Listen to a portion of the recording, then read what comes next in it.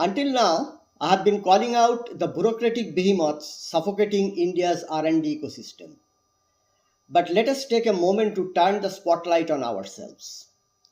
We researchers are not blameless bystanders in this tragedy. We are complicit enablers of the very system we decry. Take, for instance, the glaring lack of transparency in grant application outcomes. When a researcher submits a proposal, they invest months, sometimes a year, of effort into crafting a detailed, scientific, rigorous document. Yet, when their grant is rejected, what do they receive in return? A curt, dismissive, not recommended. Um, Lacks novelty, this sort of one liner. No explanation, no critique, no report on why the proposals failed to make the cut. It is as if their hard work was tossed into a black hole never to be seen again. But here is the most troubling part: the critics do exist. As someone who has served in multiple grant review task force across various agencies, I can attest to the diligence with which the task force members evaluate proposals. They go through every detail, scrutinize methodologies, challenge hypotheses, and provide comprehensive feedback. So why don't applicants don't see them? Because the agencies withhold this information, operating under a veil of secrecy that serves no one but themselves. This lack of transparency is not just an oversight, it is a calculated move. By denying researchers access to detailed peer reviews, these agencies test the waters. And what do they find? Silence. Researchers accept this stonewalling without protest. They shrug it off, lick their wounds, and move on to the next application cycle.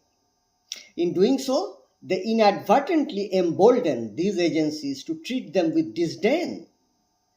Once the agencies realize that the researchers won't demand accountability, they feel free to trample over their rights and their dignity. Researchers, you have every right to know why your proposal was rejected. Detailed peer reviews are not a privilege, they are a necessity. Without them, how can you improve? How can you address gaps in your proposals or refine your ideas?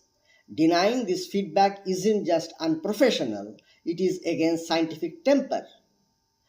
If you have applied for a grant, you deserve to know why your proposal was rejected. You deserve to see the detailed peer reviews written about your work. This is not a favor, it is your right. And if agencies refuse to provide it, you must demand it. Loudly, relentlessly, unapologetically. Write to the concerned agency's minister and to the PM portal. Now imagine the ripple effect of such collective action. If even a fraction of the researchers began insisting on transparency, these agencies would have no choice but to respond. They would be forced to open their doors, shed light on their opaque processes, and treat applicants with the respect they deserve. This could be the first step towards dismantling the bureaucratic fortress that has long stifled innovation in India. It is time for researchers to reclaim their voice and their dignity. Wish you all the best. Thank you.